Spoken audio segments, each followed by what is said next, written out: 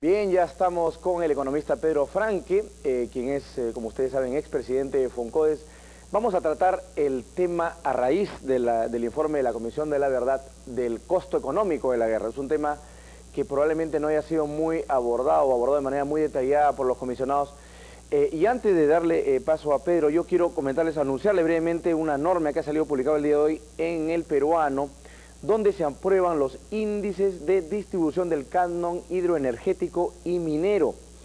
La norma establece en el artículo primero, en el caso del canon minero, dice: apruébase los índices de distribución del canon minero correspondientes al año 2002 a aplicar a las municipalidades provinciales, distritales y gobiernos regionales del país beneficiados con este canon conforme al anexo. Bueno, el anexo establece pues una serie de criterios de la distribución propiamente por cada una de las municipalidades distritales. Dice además que por única vez el canon minero correspondiente al año 2002, por única vez, será distribuido en 10 cuotas a partir de agosto del 2003.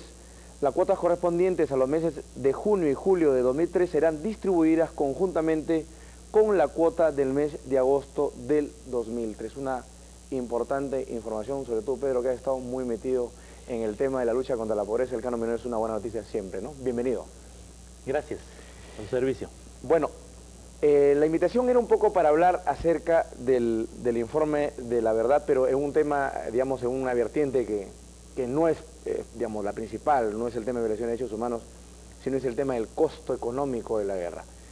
A mí, entre las cosas que más me ha sorprendido, es que no se haya tocado este tema. O sea, yo siempre contábamos con la famosa idea de los 25.000 millones de dólares de pérdidas, pero por ejemplo, el costo de oportunidad para el Perú, del haber dejado de percibir inversiones, el hecho de que, por ejemplo, ese costo de oportunidad haya impedido que el Estado invierta eficientemente en educación, en salud, en servicios, también debió incluirse, ¿no te parece?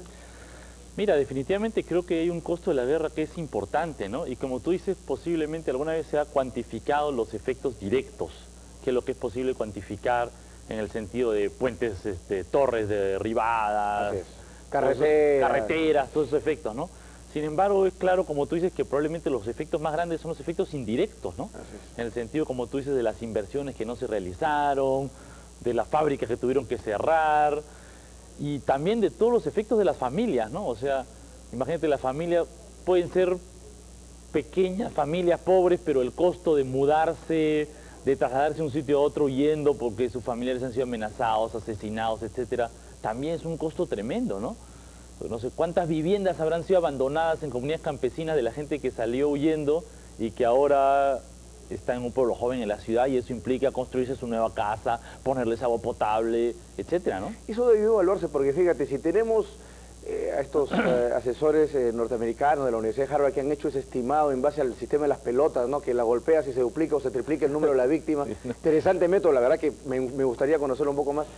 Pero así como se ha medido eso, también sería importante que el Perú conozca de una vez por todas, a través de la comisión, es cuánto perdió y cuánto dejó de perder el Perú. No habrá un método científico, tú que eres economista, para calcular eso. La verdad es que hubiera sido interesante. Mira, la verdad creo que no, ¿eh? No existe ese método. Porque, digamos, el efecto, digamos, varios de los años críticos de la guerra son años en los cuales económicamente hay un montón de otros factores también muy críticos, ¿no? O sea, los años de la guerra son también los años de la hiperinflación, son también los años de los dólares MUC. Entonces, ¿qué cosa es lo que ahuyentó las inversiones? La guerra, la mala política económica, la hiperinflación de 5.000%, un dólar que subía todos los días, todos los efectos se conjugan, ¿no? Pero, se mezclan juntos, sí, y es muy difícil separar, ¿te das cuenta? Pero fíjate, ¿no? Claro, pero fíjate, la inversión cayó, efectivamente, claro. Y seguramente yo estoy convencido que buena parte del efecto se debe a la guerra, ¿no?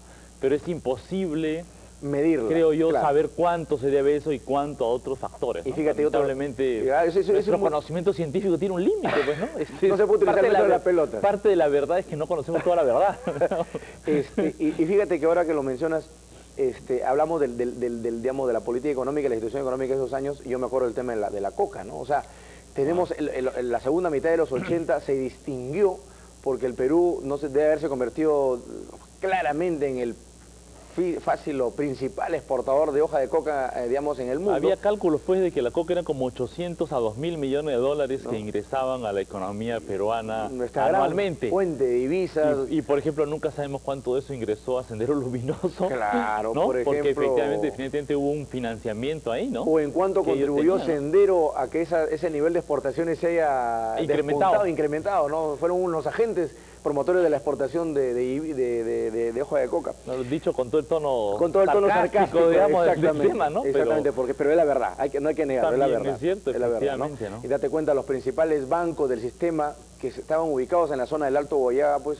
captaban la mayor cantidad de plata, ¿no? Era por los ahorros, eran las agencias más dinámicas, eso es lo que me acuerdo entre el 82 y 88. Por ejemplo, ¿no? Posiblemente un efecto, digamos, como estructural es toda la dolarización, porque te recuerdas que en esa época que se desarrolló pues el dólar callejero, el Quirón Ocoña y todo eso, y los dólares, ¿de dónde venían? Bueno, buena parte venían del Alto Boyaga, y en buena parte eso también era posible por el desarrollo del Sendero Luminoso y la pérdida de control del Estado peruano en esa zona, ¿no? Claro. Entonces hay una serie de efectos indirectos, colaterales, sí, que ¿no? son bien complicados, pero habría en un momento que hacer un estudio de ese tipo. Ahora, pasando ya al tema propiamente del informe, se habla pues ya del asunto estrictamente social.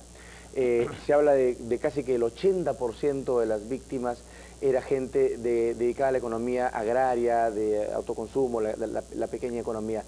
¿Qué comentario te merece esto? Y creo que es algo que, digamos, trasladado a estos años, como que no ha variado mucho, ¿no? O sea, estamos hablando del segmento más pobre, de la línea de pobreza, digamos, más terrible de la población.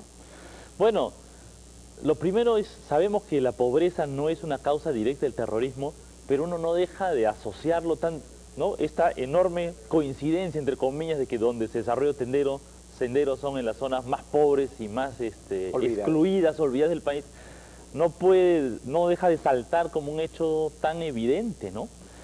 Entonces creo que es evidente que hay una conexión ahí compleja, sin duda, no lineal, pero existente, ¿no? Y creo que parte de los temas, ahora hay mucha discusión sobre este tema de qué significa la reconciliación, ¿no? Y cuando uno ve las fotos y piensa, parte de la reconciliación es, tenemos este país tan fracturado, tan dividido, tan diferente, ¿no?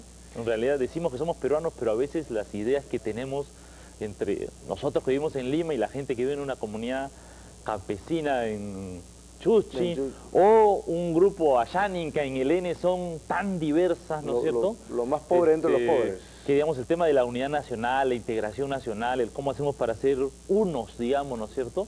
Y mirarnos como hermanos es un gran tema que sale de acá, creo, ¿no? Y vamos a hablar de eso luego de la pausa porque, fíjate, coincido contigo en el sentido de que no es precisamente, digamos, las causas estructurales de la pobreza el gran, digamos, generador de este terrorismo. Finalmente hay un tema ideológico ahí que está detrás que no se puede desconocer. Pero vamos a hablar en un segundo luego de la pausa acerca de la acción del Estado. Esto que tú has manejado muy bien desde Foncodes, que es cómo hacemos para que el Estado llegue real y eficazmente justamente a estas zonas que son, como bien dicen los sociólogos, el caldo de cultivo de la violencia política. Ya regresamos luego de la pausa. Estamos de vuelta con Pedro Franque, expresidente de Foncodes. Estamos hablando, y vamos a hablar sobre el tema de cómo hacer que la presencia del Estado, a través de una acción directa, de una inversión social productiva y eficaz, permita pues que el Estado llegue a las zonas más deprimidas. Tú has tenido una experiencia en Foncodes bastante interesante y yo creo que aquí sí necesitamos un poco tu consejo. O sea, ¿qué hacer? O sea, Foncodes por ejemplo tiene varios 15, 18 años de vida y la verdad es que quisiéramos saber si es que la lucha contra la pobreza extrema y en estas zonas que justamente dieron lugar al nacimiento de la violencia política ha logrado un efecto real. Mira, tú sabes que una de las cosas que no se conoce mucho, pero parece ser Foncodes, una de sus ventajas es un método muy particular de operación a través de estos núcleos ejecutores, que es que lo que le da el dinero a la comunidad, ¿no? Y parece que eso surgió precisamente por el terrorismo, porque cuando comenzó a surgir en la zona de Ayacucho, Huancavelica, el terrorismo, tú sabes que Sendero atacaba todo lo que fuera el Estado, y entonces la acción social del Estado se veía impedido, y eso era parte de la propia estrategia de Sendero de votar al Estado, ¿no? Exactamente. Entonces alguna gente comenzó a inventar este tipo de métodos que decía, bueno, ya entonces le damos el dinero a la comunidad para que Sendero no se pelee con el Estado, sino se autogestione, se autogestione, digamos, ¿no es cierto? Pero es una lógica bien fuerte, digamos, ¿no? Porque tú tienes que ganar a la población a tu lado, ¿no? Cuando uno todavía hoy que quedan estos pequeños remanentes de terrorismo en el N, digamos, uno piensa cómo trabajar ahí, ¿no? Y parte del tema es, bueno, trabajemos con la propia comunidad, digamos, que dejemos que ella tenga la iniciativa, no demos el dinero, démosle fuerza, ¿no?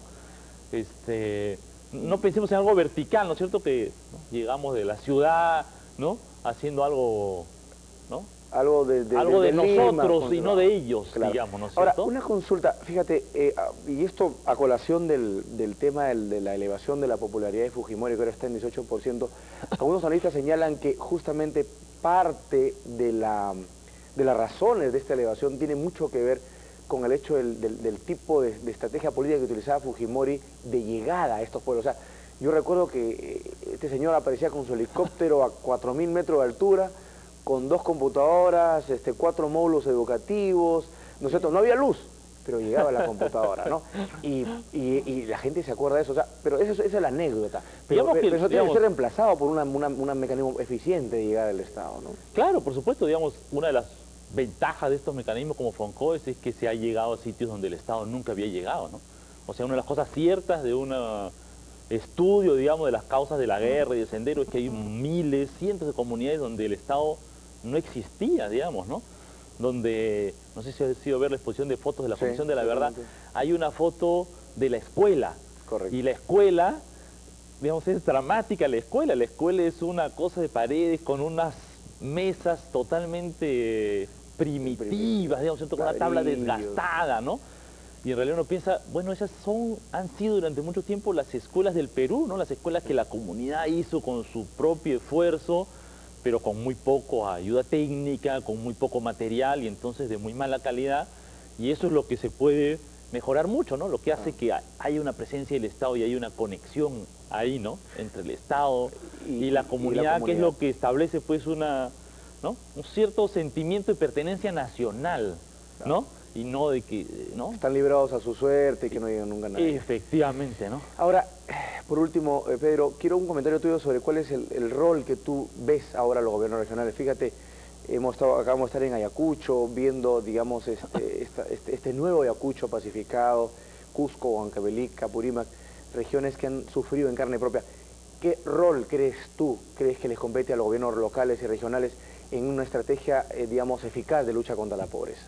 Mira, yo tengo este esquema, digamos, ¿no? Yo creo que los gobiernos regionales, su rol principal es lograr la descentralización económica, o sea, lograr la inversión y la creación de fuentes de trabajo y de negocios en sus regiones, ¿no? Correcto. Creo que tienen que identificar sus potencialidades, ver cuáles son los mercados a los que pueden llegar, apoyar a que la gente se organice para producir. Mira, en todos sitios hay alguna potencialidad, pero muchas veces las dificultades que hay para aprovechar eso son muy grandes, ¿no? Y yo creo que lo que la gente más demanda al gobierno es empleo, es ingresos, es posibilidades de progreso económico, digamos, ¿no es cierto? Y yo creo que a nivel local, las municipalidades y los gobiernos locales y las propias comunidades tienen mucho más cercanía y posibilidad de trabajar este tipo de cosas como pequeñas obras, ¿no? Como colegios, obras de agua potable, etcétera, en las cuales ellos lo pueden gestionar más directamente, ¿no? Entonces yo veo como esa distribución de roles, digamos, ¿no? Ojalá que te escuchen, Pedro, creo que es fundamental, de verdad, como una lección de todo lo ocurrido en estos años de violencia. Te agradezco mucho por estar acá en el programa y como siempre, bienvenido al Portal Financiero en cualquier momento. Gracias a ustedes, gracias, encantado. Pedro. Nosotros regresamos luego de la pausa.